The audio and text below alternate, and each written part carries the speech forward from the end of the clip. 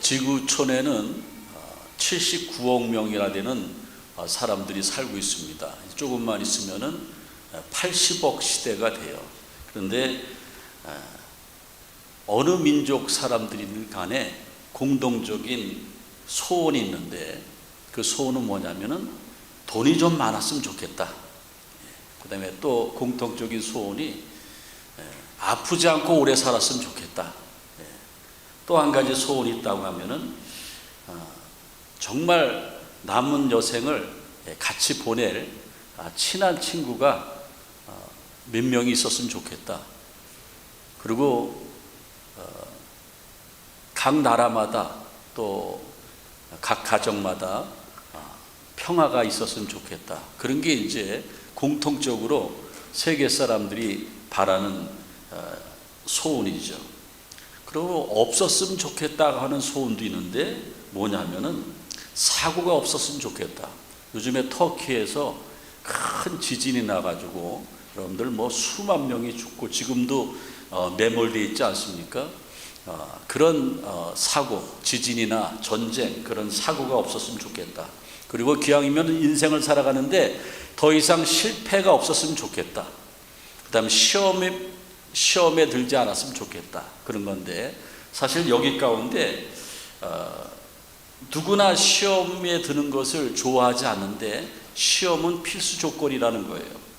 그래서 오늘 성경에 보면은 고린도전서 10장 13절에 보면은 하나님은 미쁘사 너희가 감당치 못할 시험 당함을 허락지 아니하시고, 그래서 하나님은요 우리 인생들에게 시험을 허락하셨다라는 거예요. 그래서 하나님이 허락하신 시험은 우리가 잘 감당할 수 있다라는 거예요. 어떤 사람들은 믿음이 막 성장하고 좋아지면은 시험이 없을 것 같은데, 시험 없는 사람이 어디 있어요? 믿음이 좋아지면은 더 큰 시험이 생기는 거예요. 저는 목회 생활 계속하는데 목회 생활 가운데 시험이 엄청 많이 옵니다. 지난 주간에도 제가 시험에 들어가지고 그거 해결하느라고 하나님을 막 찾았는데, 누구나 다 시험이 있어요. 시험, 걱정, 근심, 괴롭 없는 사람 누군가? 부질없이 낙심 말고 주께 기도드려 아뢰세요. 여러분들 다 시험이 있는데 하나님이 허락하신 시험이에요. 그래서 우리 믿음의 수준을 알려면은 그 사람이 얼마만큼 많은 시험을 받는가, 그것도 주 안에서 시험을 받는가, 그것을 체크해 보면 된다라는 거예요. 그 시험이 없는 인생은 없다라는 거죠. 또 신앙생활에도 시험은 반드시 있다라는 거예요. 성경에 보면은요 믿음의 거장들이 나오는데, 아브라함이나 요셉이나 다니엘, 믿음의 거장, 기라성 같은 거장들이 나오지 않습니까? 이 사람들은 시험이 없던 사람이 아니고 시험을 이긴 사람이에요. 그래서 믿음의 거장이 됐습니다. 사랑하는 교회 여러분들 믿음 가운데 당하는 시험을 이겨내시길 바랍니다. 그래서 여러분들이 마지막 때에 신앙의 거장이 되어야 된다는 거예요. 각 사람에게 믿음의 분량에 맞는 시험을 하나님은 주신다라는 거죠.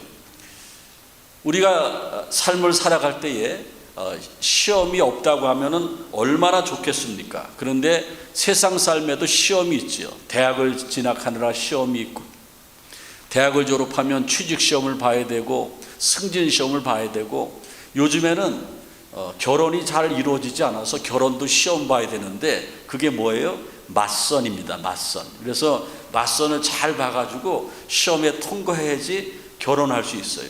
우리 때는 아주 결혼을 곧잘 잘했어요. 어떤 사람들은 2번, 3번까지 했는데, 요즘에는 결혼 한 번 하기도 쉽지 않아요. 쉽지 않습니다. 여러분들, 우리 자녀들 가운데도 결혼이 안 되는 자녀들도 있지 않습니까? 왜 그렇습니까? 결혼은 그만큼 한 가지의 또 한 가지의 시험이라는 겁니다. 우리가 시험이 왔을 때에 우리는 낙심하면 안 된다라는 거예요. 신앙생활에도 반드시 시험이 있는데, 이 시험은 우리가 통과할 수 있다라는 거죠. 하나님은 감당할 수 있는 시험을 주시기 때문에 누구든지 이 시험을 통과할 수 있다라는 겁니다. 그러면 성경이 말하는 시험은 뭔가? 제가 목회 생활하면서 가장 많이 듣는 게, 목사님, 아무개 집사님 교회 왜 안 나오는지 아십니까? 시험 들어서 그랬다고 그래요. 근데 그 시험이 아니에요. 여러분들 그 시험이라는 것은 굉장히 거룩한 단어고, 시험 든 사람은 하나님이 축복해 주시려고 더 잘되게 하시려고 시험을 주시는 것이지, 일반 우리 사람들이 얘기하는 시험과 달라요. 보통 사람들이 시험 들었다는 것은 삐졌다라는 거예요. 화났다는 거예요. 그런데 성경은 시험을 그렇게 말하지 않습니다. 그래서 성경이 말하는 시험이 무엇인가를 우리는 반드시 알아야 되는데, 특별히 신약 성경의 헬라어로 시험은 페라이조라는 건데, 그 페라이조의 시험은 세 가지 특징이 있습니다. 하나는 유혹으로 오는 시험, 하나는 테스트로 하는 시험. 그래서 하나님이 그 사람의 믿음이 얼마나 되는가 테스트하는 시험. 또 한 가지는 혹독한 시련이 있습니다. 그래서 세 가지로 시험이 오는데, 여러분들 제가 여기 자료 화면에 보여드리지 않습니까? 그 시험이라는 것은 유혹으로 오는 거예요. 유혹으로 오는 템테이션, 유혹으로 오는데, 유혹을 뿌리쳐야지 하나님의 사람이 되는 거예요. 대표적인 유혹은 애굽의 노예로 팔려간 요셉이 보디발 장군의 집에 가정 총무로 들어갔는데, 보디발의 아내가 요셉이 쓸만하니까는 이성적으로 유혹합니다. 근데 그거 시험이죠. 유혹을 뿌리쳤죠. 그래서 유혹이 시험이에요. 우리가 신앙생활하면서 유혹이 얼마나 많이 있습니까? 그거 다 시험인데, 그거 이겨내면 큰 복이 오는 거예요. 많은 사람들은요, 신앙생활하면서 노름 끊고 술 끊고 담배 끊고 그리고 신앙생활 열심히 하는데, 갑자기 또 그런 유혹이 와서 넘어가서 옛날로 돌아가시는 분들이 많이 있습니다. 그래서 신앙생활에 이 유혹을 끊는 것이 굉장히 중요합니다. 그래서 시험을 통과할 수가 있죠. 또 한 가지는 뭐가 시험이냐면은, 아브라함이 하나님 앞에 시험 당하죠. 테스트를 당하는 거예요.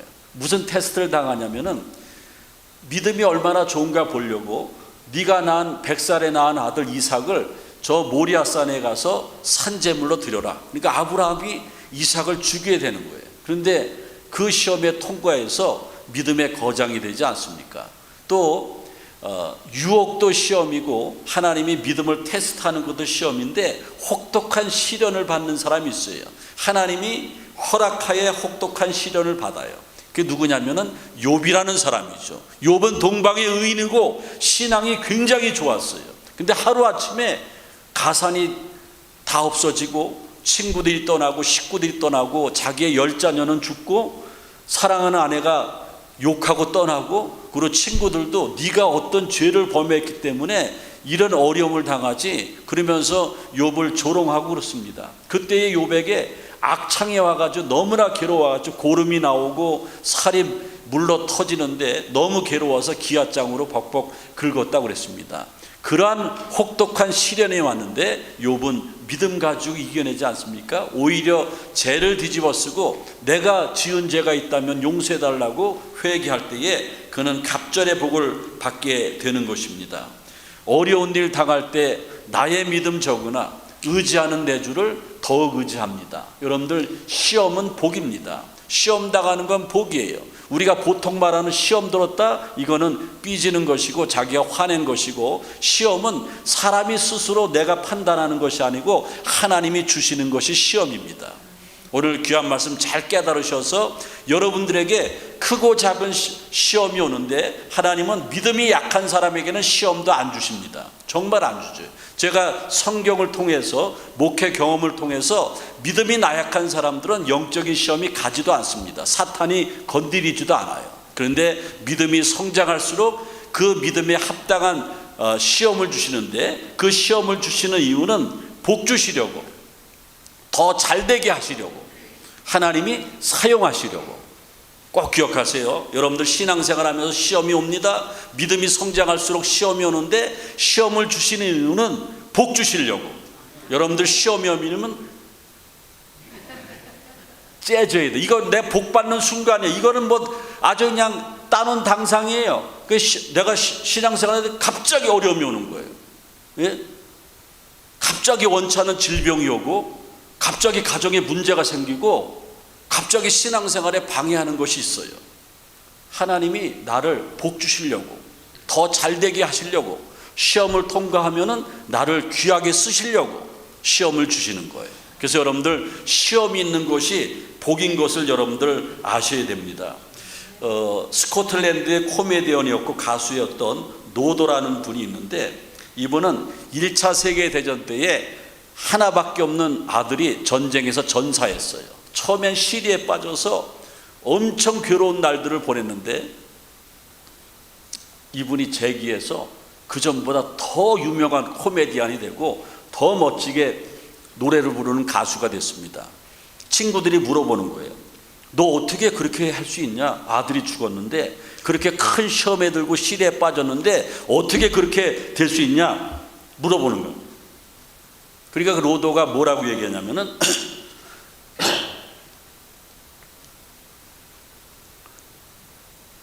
이럴 때는 세 가지가 온다. 첫 번째는 술주정뱅이가 되든지, 두 번째는 인생을 포기하고 절망 중에서 늘 괴로운 시간을 보내든지, 아니면은 하나님을 찾고 만나서 재기하든지, 세 가지 길이 있는데 친구요, 나는 세 번째 길을 택했다. 정말 아들이 죽었는데 가슴이 찢어질 듯 아픈데 어느 순간 내가 하나님을 찾게 됐고, 하나님을 찾는 순간 그 전에 없었던 놀라운 평안이 내게 임해서 내가 더욱더 감사하며 행복한 인생을 살고 있다. 여러분들, 우리가 아무리 슬프고 어려운 고통을 당하고 시험을 당해도 하늘의 문은 열려 있는 것입니다. 그리고 하나님은 우리가 어떤 시험을 당하는지 다 알고 계시는 거예요. 절망하지 않고 하나님께로 마음을 향하면은 더 큰 은혜와 축복을 주실 줄로 믿습니다. 그래서 오늘 13절 말씀에 보면은 사람이 감당할 시험 밖에는 너희가 당할 것이 없나니 오직 하나님은 미쁘사 너희가 감당하지 못할 시험을 당함을 허락하지 아니하시고, 감당할 시험만 주신다고 그랬습니다. 이스라엘 백성들이요, 애굽에서 종살이 하지 않습니까? 종살이 하다가 하나님의 은혜 가운데 모세가 지도자가 돼서 이제 바로 왕으로부터 해방이 돼가지고 출애굽을 합니다. 그때에 광야에서 40년 동안 살아가야 되는데 혹독한 시험이 있었습니다. 너무너무나 힘든 거예요.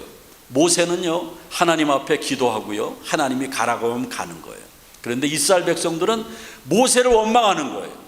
우리를 그냥 가만 내버려 뒀으면 애굽에서 고기도 먹고 잘 살 텐데 지금 이게 뭡니까? 낮에는 사막이 아주 태양이 장렬하지요. 근데 쉴 곳도 없는 거예요. 밤에는 막 춥지요. 그리고 물도 없어요. 식수 문제도 해결이 안 됐어요.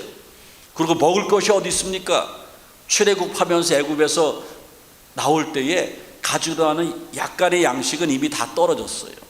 그때에 모세는 하나님 앞에 정말 힘든 시련 가운데 기도할 때에 하나님이 하나하나 해결해 주시는데, 반석을 쳐서 물이 생수가 나오고요, 또 아침이 되면은 만나가 내려서 매일같이 일용할 양식이 있고요, 고기가 먹고 싶다고 하니까는 메추라기를 내려주시고, 덥다고 하니까는 낮에는 구름 기둥으로 함께 해주시고, 춥다고 하니까는 불 기둥으로 함께 해주시고. 할렐루야. 뭡니까? 이게 뭡니까? 시련이 있지만은, 혹독한 어려움을 당하지만은 하나님을 바라볼 때에 모든 것을 해결할 수 있다라는 거예요. 저는 목회 생활하면서 많은 시험을 당합니다. 정말 이거 목회가 이렇게 어렵구나, 이거 계속 해나가야 되는가. 어느 때는 제 아내한테도 얘기 못할 때가 있어요. 너무 힘들어서. 왜냐하면 목회는요, 영적인 문제이기 때문에 제가 하나님과 화통하지 못하면은 설교 못하는 거예요. 어떻게 설교할 수 있습니까? 어떻게 예배를 인도할 수 있습니까? 안 되는 거예요. 그래서 닥치는 시험을 잘 이겨내야 됩니다. 그 이겨내지 않으면은 넘어질 수밖에 없어요. 그때마다 저는 기도하면서 부르는 찬양이 있는데, 나의 등 뒤에서 나를 도우시는 분, 도우시는 주, 나의 인생길에서 지치고 고나여 매일처럼 주저앉고 싶을 때, 제가 목회 그냥 그만두려고 주저앉고 싶을 때, 이게 나를 위한 노래 같아요. 예? 나를 밀어주시네. 일어나 걸어라, 명지나 걸어라, 내가 새 힘을 주리니. 누가? 여호와 하나님께서 일어나 걸어라, 내가 너를 도우리. 여러분들, 저 같은 목회자도 날마다 시험에 시달리는데 여러분들은 왜 없겠습니까? 그런데 우리가 시험을 통해서 축복받지 못하는 것은 시험을 무시하는 거예요. 사탄은요, 내게 혹독한 영적인 시험이 오는데 무시하게 만드는 거예요. 그냥 생각 안 하게 만들어요. 그럼 그냥 지나가는 거예요. 하지만 영적인 시험이 왔을 때에 끊임없이 하나님을 찾고 또 찾고 말씀에서 해결받으려고 하고 애를 쓸 때에 우리는 더 큰 은혜의 자리로 성숙되어짐을 믿으시기를 바랍니다. 그러면 우리가 시험이 왔을 때에 시험을 이길 수 있는 방법이 있습니다. 시험을 이길 수 있는 비결이 있는데 어떻게 시험을 이길 수 있는가? 시험을 두려워하면 안 돼요. 시험 당하는 것을 두려워하면 안 돼요. 어떤 사람은요, 교회 다니다가 큰 시험에 들어요. 새벽기도 하루도 안 빠지고 교회 그냥 물질로 충성하고 전도도 하고 봉사도 하고 열심히 하는 사람이 시험이 들었어요. 그러면 열심히 안 하는 사람들이 저렇게 기도도 열심히 하고 충성하는데 왜 시험이 들을까? 저 사람 저 지은 죄가 많을 거예요. 이렇게 수군대는 사람들도 분명히 있을 거예요. 걱정하지 마세요. 여러분들, 우리가 열심히 신앙생활 하다가 시험 당하는 거 부끄럽거나 두려워하지 말라라는 겁니다. 야고보서 1장 2절에 보면은 형제들아 너희가 여러 가지 시험을 만나거든 이거는 내가 삐지는 것이 아니고 내가 스스로 시험 들었다고 하는 것이 아니고 하나님이 열심으로 신앙생활 하는데 시험을 주시면은 온전히 기쁘게 여기라 그랬습니다. 아까도 말씀드렸지 않습니까? 하나님이 주시는 시험 부끄러워할 필요가 없어요. 왜? 하나님은 이미 감당할 수 있는 은혜를 주시기 때문에 우리가 하나님을 향해서 심령만 열면 된다라는 거예요. 특별히 우리에게 시험이 올 때에 사탄 마귀가 우리를 괴롭게 하는 거예요. 시험이 오면은 교회 못 나가게 해요. 여러분들, 시험 오면은 교회 일주일에 한 번 나오시는 분들 2번 나와야 돼요. 2번 나오시는 분들 몇 번 나와야 돼요? 산수를 못하네. 4번 나와야죠. 4번 나오시는 분들 몇 번 나와야 돼요? 8번 나와야 돼요. 8번 나오시는 분은, 우리 교회 일주일에 8번 나오면 새벽 기도까지 다 나오는 거예요. 8번 나오시는 분 시험에 들면 몇 번 나와야 돼요? 교회에서 살아야 돼요. 여러분들, 시험을 이기는 비결이 온전히 기쁘게 여기라. 그리고 야고보서 4장 7절에 보면은 마귀를 대적하라 그리하면 너희를 피하리라. 사탄 마귀의 장난입니다. 대적할 때에 사탄 마귀는 피하는 것입니다. 누군가 널 위해 기도하래라는 찬양이 있지 않습니까? 누군가 널 위해 기도하네. 우리가 정말로 신앙생활 열심히 하는데 갑자기 암병이 찾아왔어요. 열심히 하는데 그 전에 가게가 잘 되다가 갑자기 부도 처리가 됐어요. 신앙생활 열심히 하는데 착실한 남편이 완전히 삐뚤어 나가요. 이럴 때 어떻게 합니까? 세상 말로 환장한다고 그러지 않습니까? 그때 어떻게 해야 돼요? 엎드려야 돼요. 내가 혼자 기도하는 것 같지만은 누군가 나를 위해서 기도해 주고 있어요. 당신이 지쳐서 힘들고 지치고 어려울 때에 누군가 나를 위해서 기도한다라는 거예요. 여러분들, 한번 힘들고 어려울 때에 아무도 만나지 않고 엎드려서 엉엉 울어보시고 기도해 보세요. 우리 주님께서, 성령님께서 대신 기도해 주는 거예요. 누군가 널 위해 기도하네. 누군가 널 위해 기도하네. 내가 홀로 외로워서 마음이 무너질 때 누군가 널 위해 기도하네. 여러분들, 신앙생활하면서 이런 영적인 은혜를 체험해 봤습니까? 아무도 없는 빈 공간에서 혼자 엉엉 울면서 하나님 어떻게 하면 좋습니까? 이 시련을 내가 이겨내야 되는데 어떻게 하면 좋습니까? 그럴 때에 하나님의 숨결을 느낀 적이 있습니까? 내가 혼자 기도하고 있는데 어느덧 우리 주님이 나를 감싸 안고 나를 대신해서 기도하는 것을 느낀 적이 있습니까? 느껴보셔야죠. 신앙생활 한 1년을 한 것도 아니고 수십 년 하셨는데 그런 영적인 체험이 있어야죠. 그런 영적인 체험은 시험을 통해서 가능하다는 겁니다. 내가 홀로 외로워서 마음이 무너질 때